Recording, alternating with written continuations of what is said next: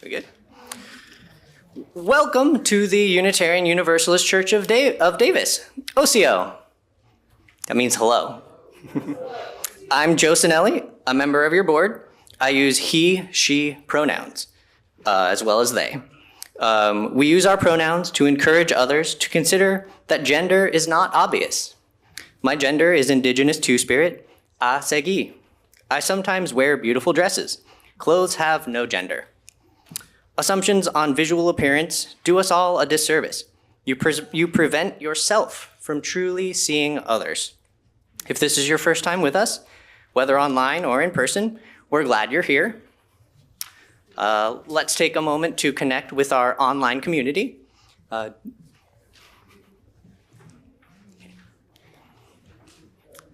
Welcome, friends joining us online. So let's greet one another briefly, saving deeper conversations for coffee hour. When you hear the music, please find your seat. So as you settle in, a reminder that our digital bulletin contains all announcements for the week. Our welcome host can help you access it. We have announcements from RE. The Adult Religious Exploration Fair is August 30th. Looking for your next spiritual adventure? Join us for our Adult Religious Exploration Fair on Sunday, August 30th, after worship in the social hall. Come explore opportunities for learning, connection, and spiritual growth at UUCD, including Wellspring, Love at the Center, deep listening groups, UU Common Reads, and more. Whether you're new to UUCD or have been here for years, this is a chance to discover ways to deepen your faith, build community, and connect with others. Second is Love at the Center. Registration opens August 5th. So registration for our Wellspring Adult Religious Exploration Series opens in Realm on Wednesday, and that is August 5th. So you can learn more and ask questions at the RE table in the social hall after worship. And a nice big one here is save the date for the UUCD Community Carnival. So what could be better than an all-ages carnival?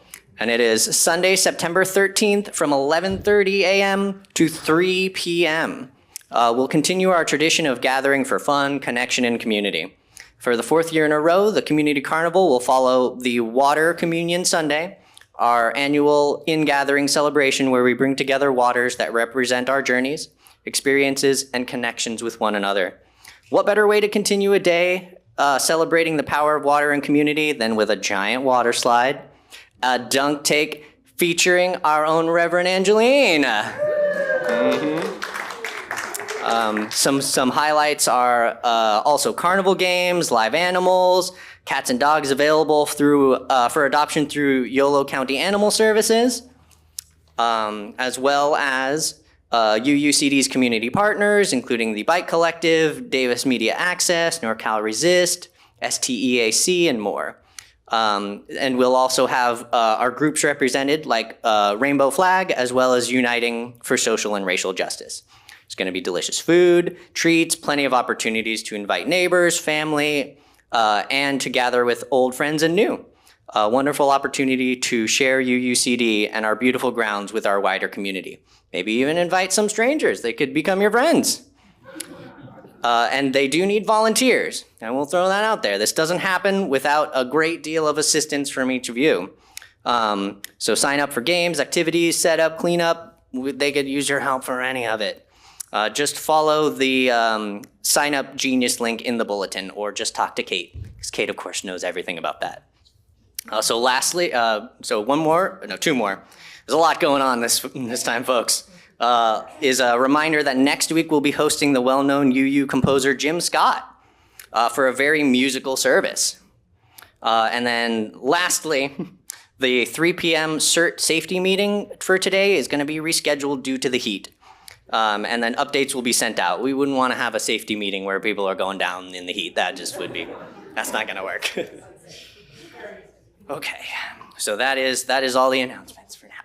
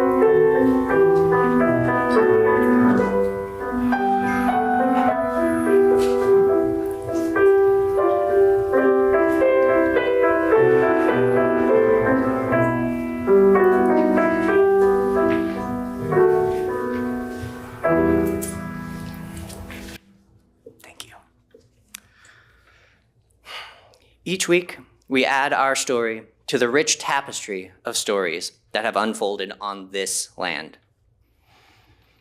For thousands of years, this land has been home of the Patwin people, including the Yochadehi Winton nation today.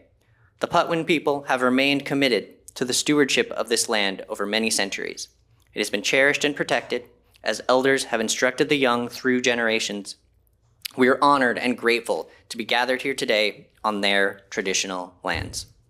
And as your new board member, one of my goals is to reintroduce native sacred plants onto our grounds. Aho! Let us carry this awareness of connection into our time together.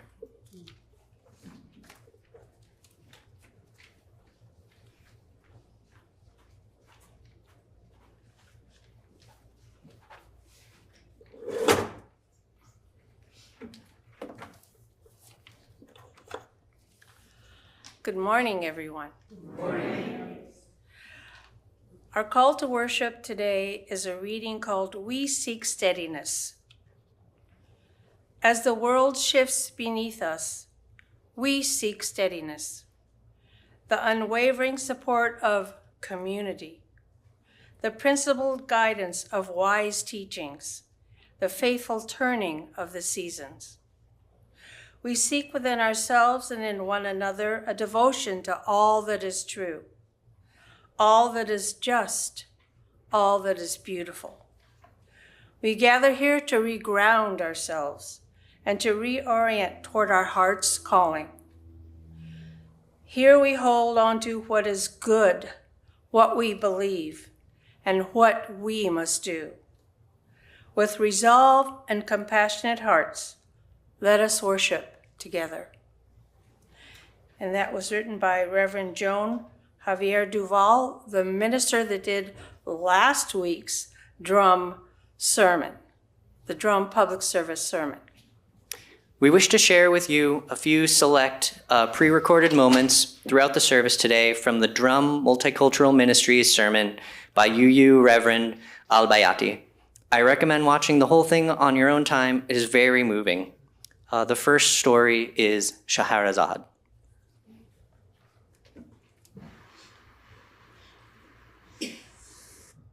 In my freedom will bring your salvation.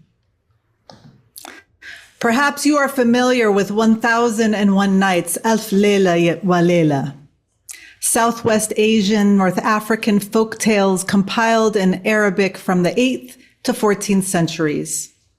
Scheherazade, the narrator, in this book, and the daughter of the vizier, volunteers to marry the king. See, this king was harmed by his spouse because of infidelity, and so he decided to get revenge by marrying over and over again and killing each spouse at dawn. Scheherazade decided to sacrifice herself, but with a plan she hoped would work. She brought in her sibling to request that Scheherazade tell them a story. Dunyazad complies, and the king, intrigued, agrees. Each night, Scheherazade weaves suspenseful tales of kings, merchants, lovers, and adventurers, but leaves them with a cliffhanger before the dawn breaks. So despite his vow to kill her, the king on the edge of a seat agrees to wait to hear the rest of the story the next evening. Thus, Scheherazade was not killed for 1001 nights while she told stories filled with themes of justice, restraint, abuse of power, faith, and loyalty. Through storytelling,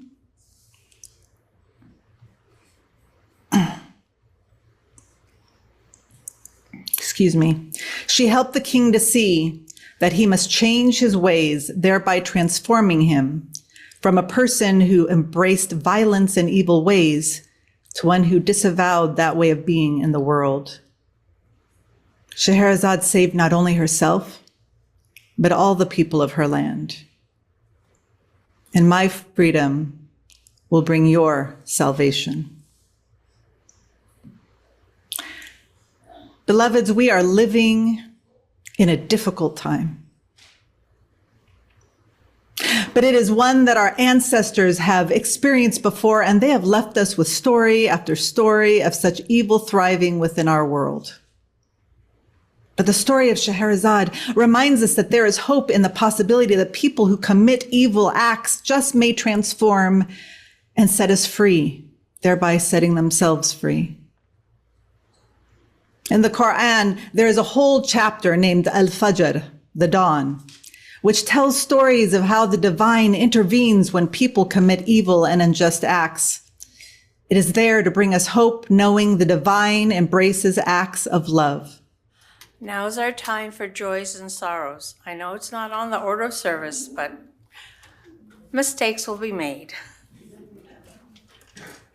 We have come to the part of our service where we hold each other's lives. Most Sundays, we do this by speaking, by naming what we carry out loud in this room. Today, we do it differently. Today, we hold it together in silence and in breath, and in the simple fact that we are here, in the same space, at the same time. I invite you to find a position that allows you to be present. If it's comfortable, you might let your hands rest open in your lap or place gently on your legs. If that doesn't work for your body, find whatever position allows you to be here. You don't need to close your eyes. You may lower your gaze or let it soften, or simply focus on something. Notice where you are. Around you, whether here in the sanctuary or online, are other people. They've arrived today carrying the weight of this week, just as you did. Bring to your awareness gently whatever you are carrying today.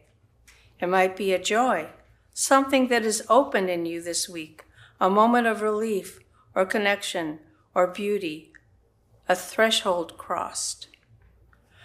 Or it might be a sorrow, something that is heavy or uncertain or still tender. Or it might be something you can't quite name yet. You don't need to fix it or resolve it or even fully understand it. You only need to notice that it's there. You are not holding this alone. Every person in this room arrived today carrying something.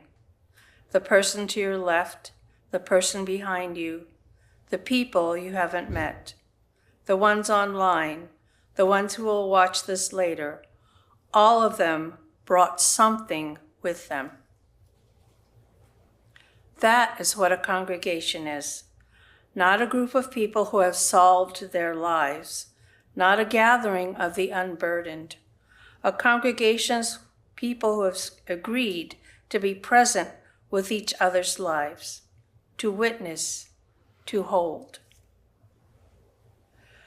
So what you're carrying today, it is held here, by this community, by these people.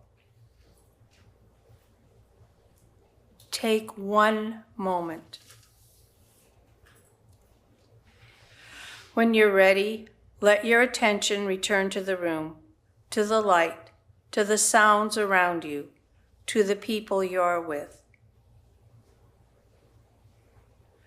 What we have carried together today does not leave when we leave this moment. It stays in the care of this community.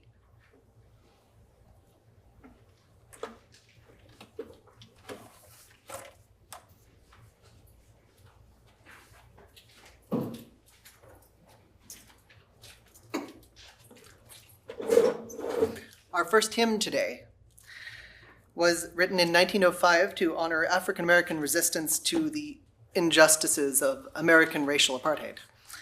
Civil rights movement leaders soon started calling it the African American national anthem, and it has been sung ever since as a prayer for freedom and a promise of steadfast commitment to justice. Please rise in body or spirit to sing Lift Every Voice, number 149 in the Great Hymn Hall.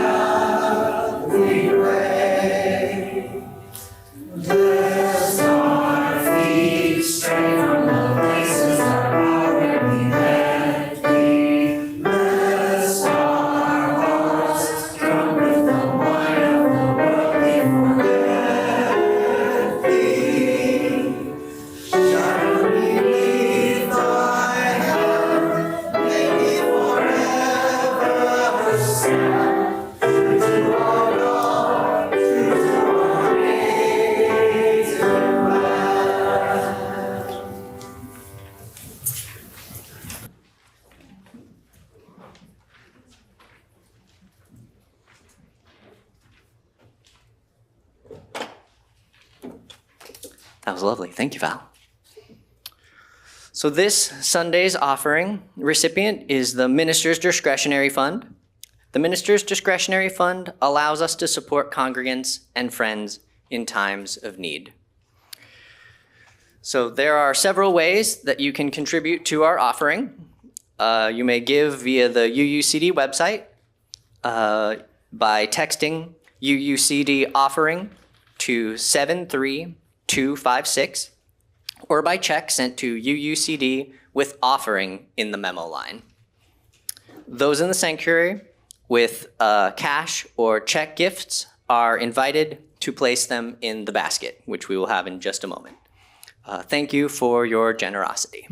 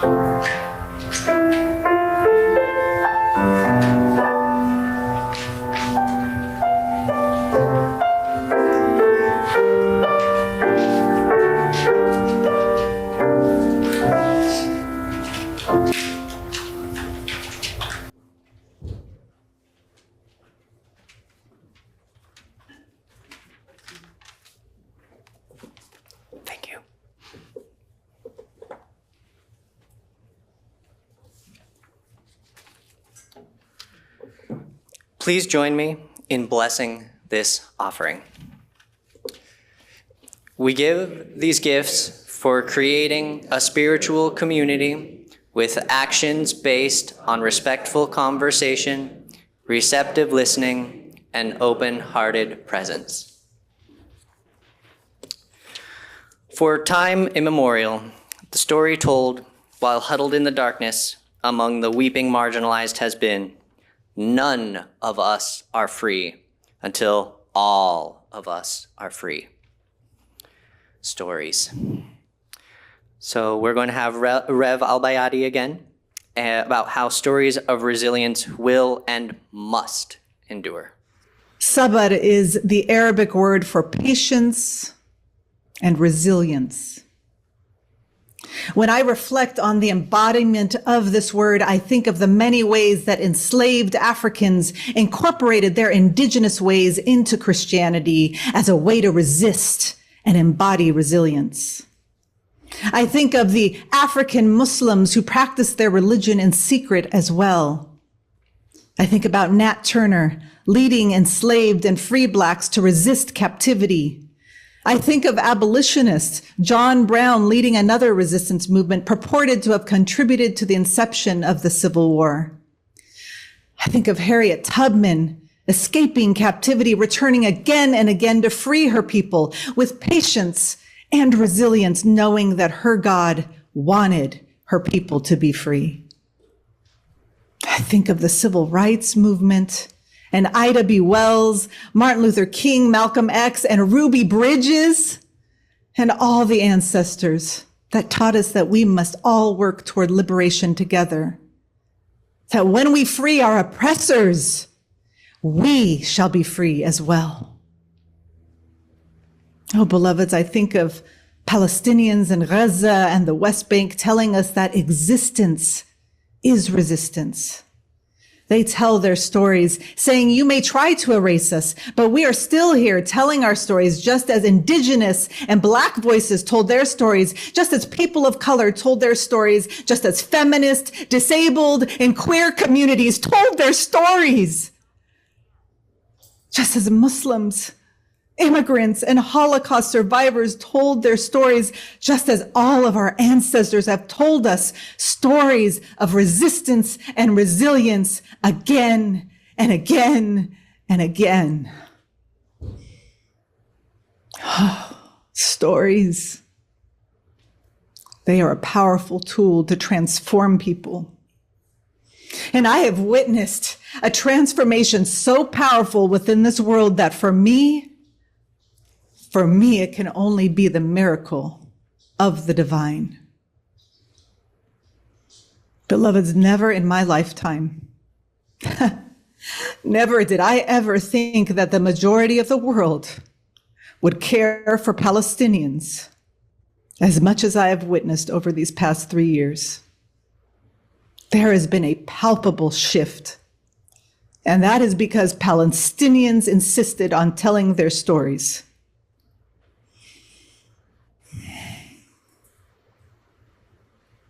MashaAllah. Iranian-American professor of sociology, Hajar Yazdiha, tells us that memory is a form of resistance. I wonder what memories will the millions of Iranians, Iraniyin, Lebanese, Lebananiyin, Sudanese, Sudaniyin, and Palestinians, Palestiniyin, what memories will they hold regarding their displacement and attempts at erasure at this time? And beloveds, what stories will they continue to tell us?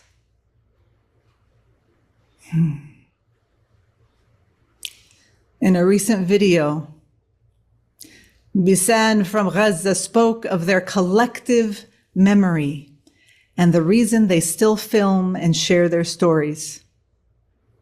Despite 90% of Gazans being displaced and living in tents, despite 60% of Gaza being occupied now, despite over 800 people having been killed since the ceasefire, and despite bombs still dropping, they share their stories. They risk their lives on the streets, and they keep going because existence is resistance. And in this video, Bisan spoke to a third grader named Hussein, who told us that they have no school and must travel far to get water to drink. Bisan asked him if he was scared of the war. He said, why? God is with me. Sometimes it's hard to believe that God is present. But the Quran tells us that God is always near and closer than your jugular vein. And I think perhaps God is working on the hearts of everyone, even those who personify evil. On my hardest days, this is difficult to believe. But then I witness the words of a child like Hussein living through hell. And I tell myself, why shouldn't I believe in the power of spirit to transform? And my freedom will bring your salvation. Please rise in body or spirit to sing our next hymn, which is Comfort Me. We're going to sing only the first verse, and then we are going to hum for 2 verses. The first one is to remind you how the tune goes.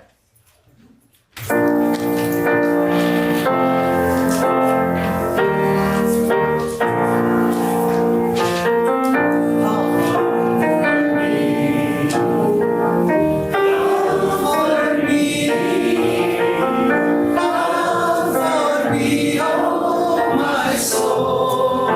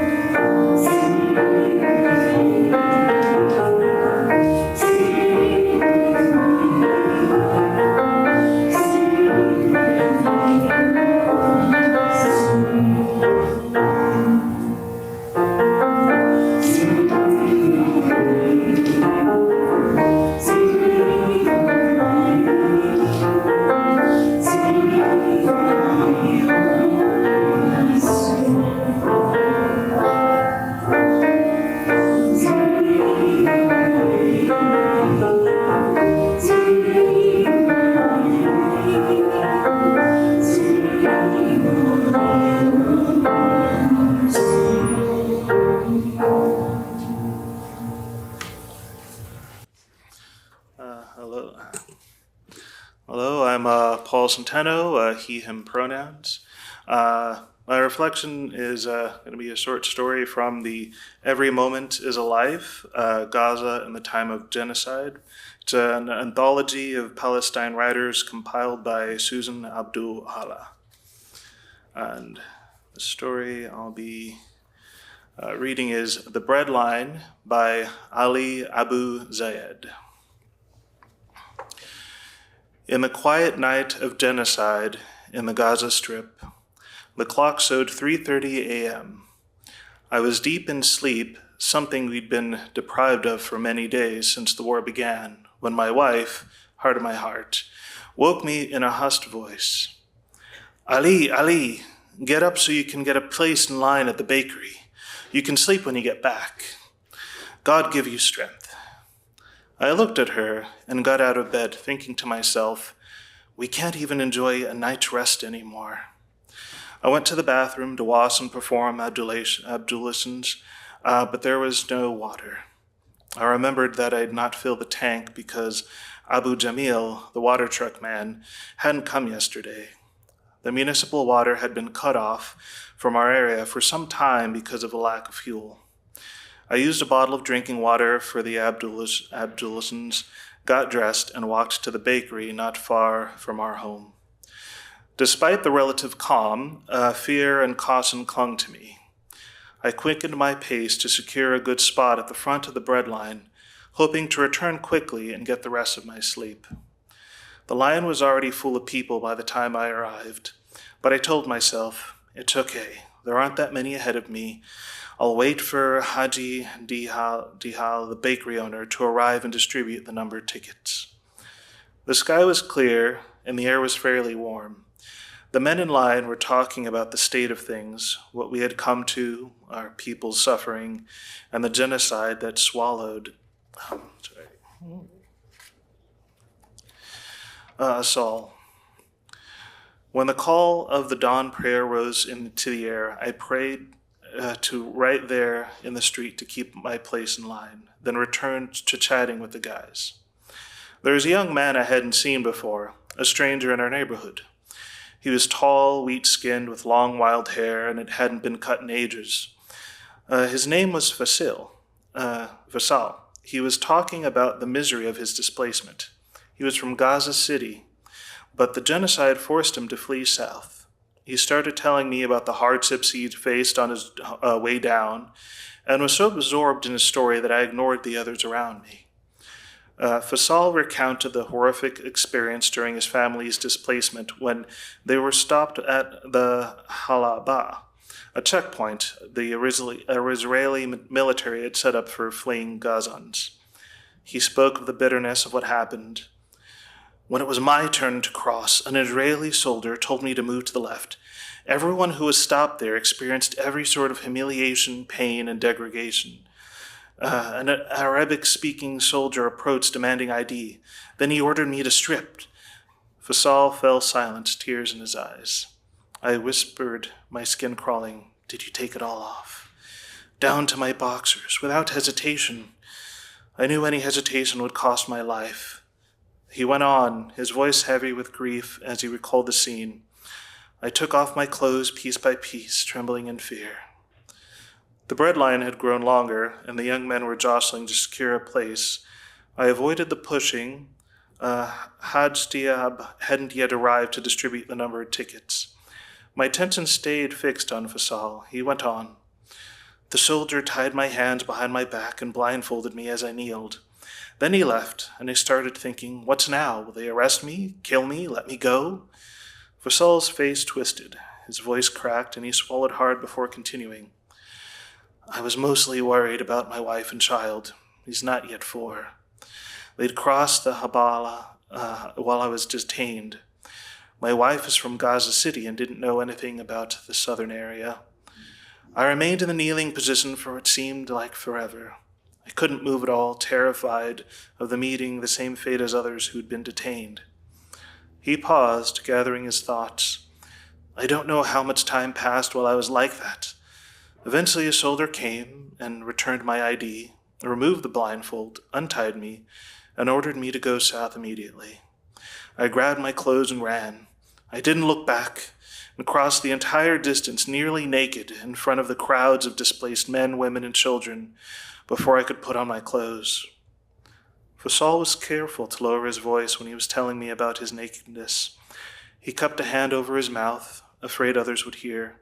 He went on, and that's when the search began for my wife and son. I pulled my phone from my pocket and tried to call. No answer.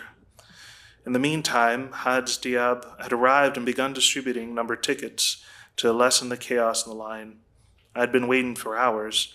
I took my number and went back to Fasal, still tuned into his story. Then suddenly, an explosion. The blast was thunderous, swallowing the place. Screams rose one after another.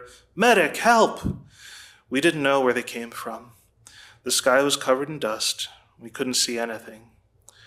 When at last the cloud of dust and smoke began to settle, we looked around for each other in panic.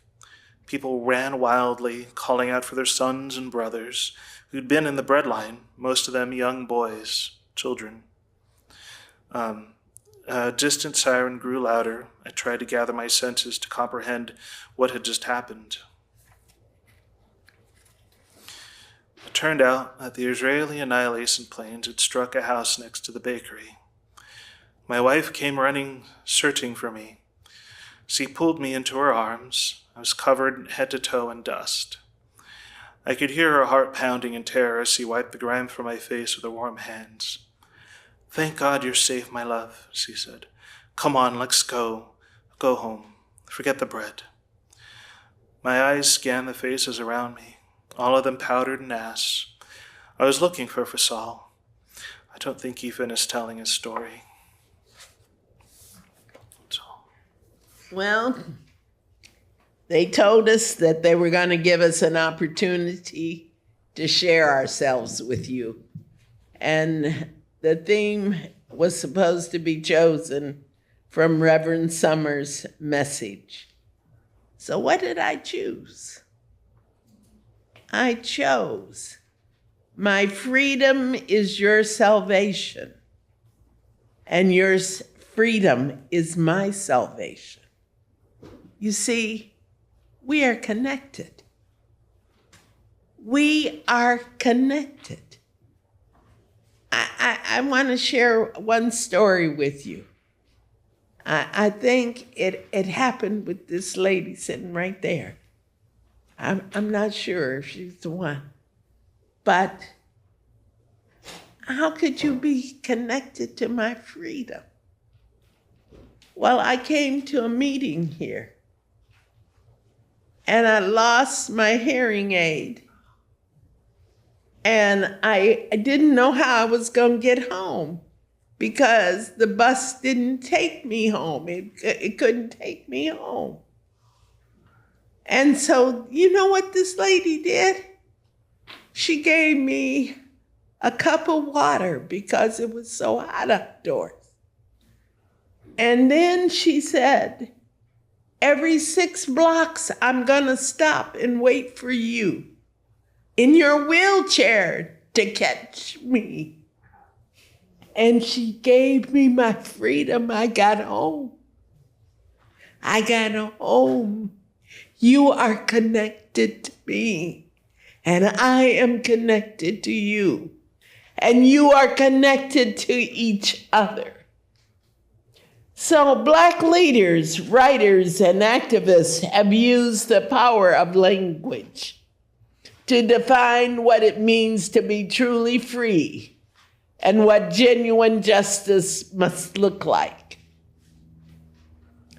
Their words challenge us to look beyond simple legal and dictionary definitions.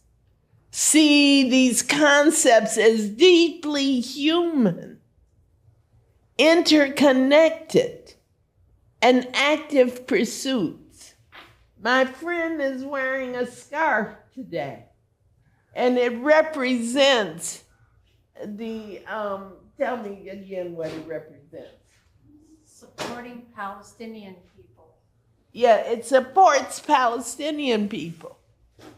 And we have been trying so hard to let them know that we are connected to them and that we want what is best for them. We want what is best for the Israelis, you see, because we can't save the Palestinian people without saving the Israeli people.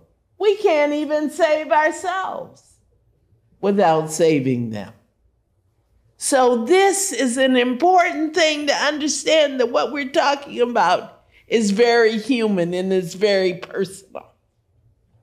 It's not something that's written in a dictionary. Freedom, like oxygen, is everywhere. Huh? You're gonna help me. I'm gonna get a little more help for my freedom here. Freedom, like oxygen, is everywhere. Many Black thinkers have argued that you cannot have freedom in one corner of the world while oppression exists in another. Freedom is not an individual luxury. It is a collective necessity. Hear me. It's a collective necessity. Freedom from the prison. Dr. Martin Luther King said in a letter from the Birmingham jail, 1963, injustice anywhere is a threat to justice everywhere. We are caught in an inescapable network of mutuality, tied in a single garment of destiny. How beautifully said. Whatever affects one directly affects all indirectly.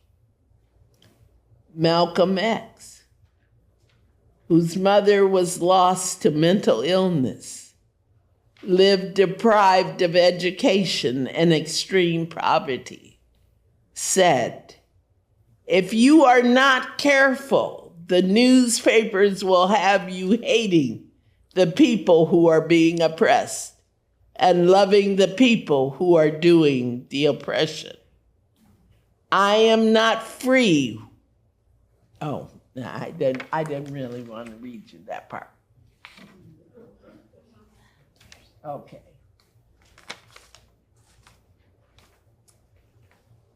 Know that no one can breathe for you.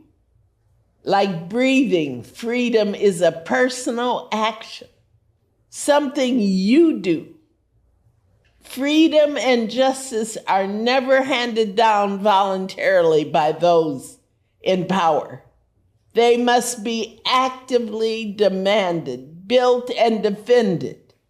Freedom must be woven into culture, our churches, our laws, and our government.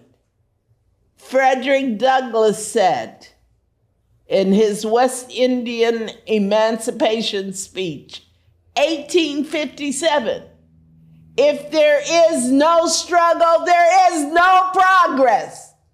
Those who profess to favor freedom and yet depreciate agitation are men who want crops without plowing up the ground." Plowing up the ground. How many of you are willing to plow up the ground? Yeah. Think about it.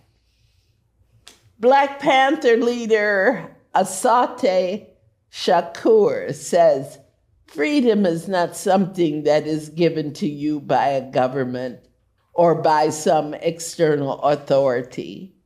It's something that you have to win yourself, and then you have to defend it every single day." Nobody in the world, nobody in history has ever gotten their freedom by appealing to the moral sense of the people who were oppressing them. This Assata Shakur was a Black Panther lady. And she understood that you can't tell people, you can't tell Trump it's wrong to grab women's private parts. You can't tell him that it's wrong to kill people. He'll do it anyways.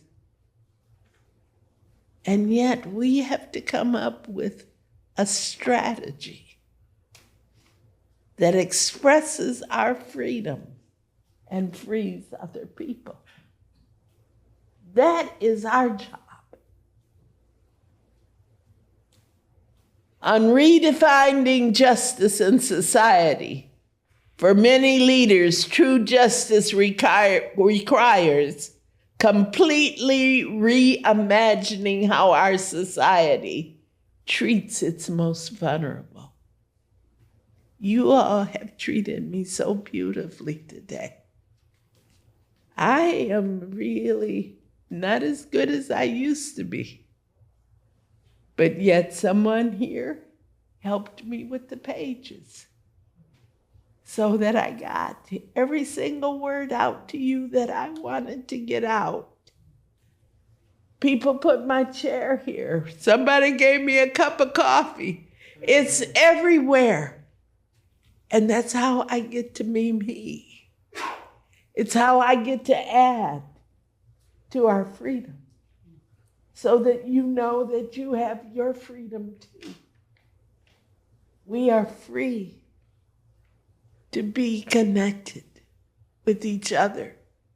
And in that connection comes everything that we need. Thank you.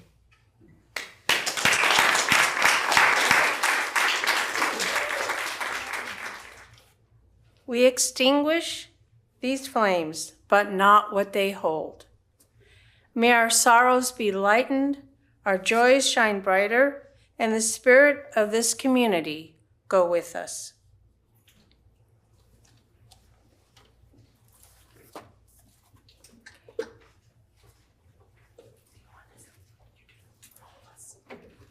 And now we will do the chant called, No one is getting left behind. yes, no one's getting. Stand as you are willing and able, and we'll do the chant together.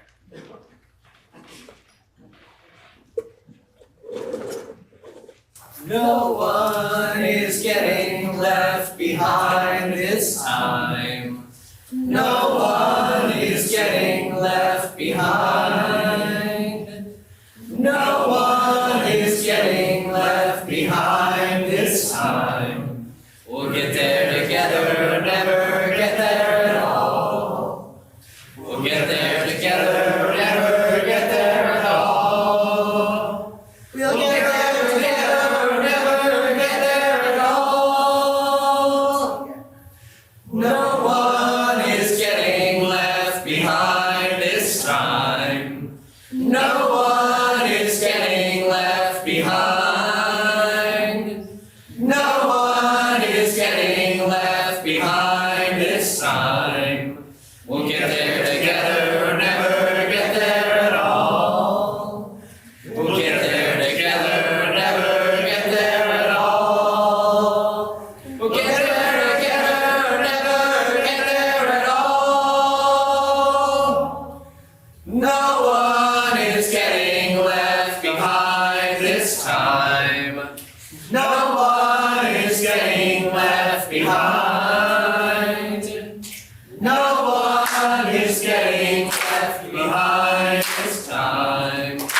We'll get there together, never get there at all. We'll get there together, never get there at all. We'll get there together, never get there at all.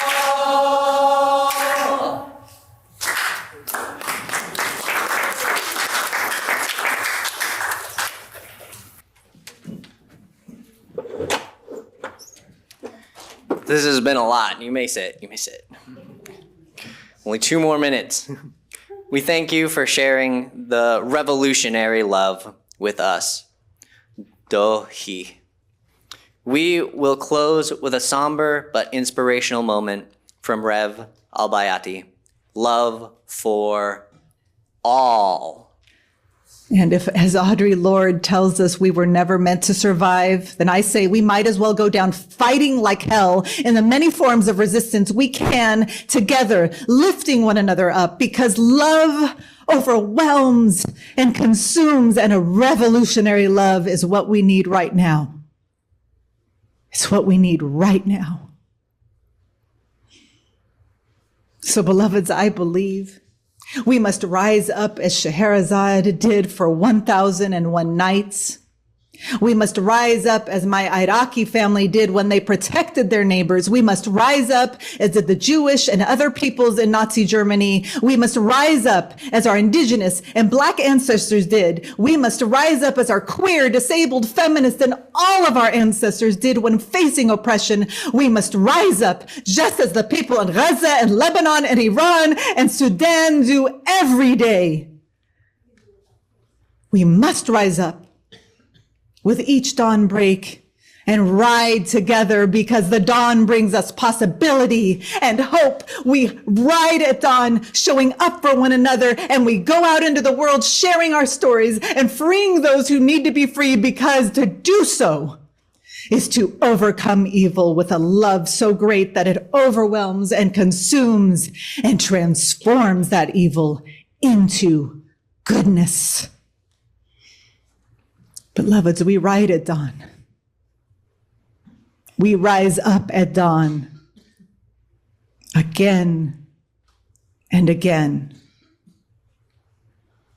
until my freedom and your freedom, and God help us, even their freedom, yes, even theirs, brings all of our salvation. Everyone means everyone.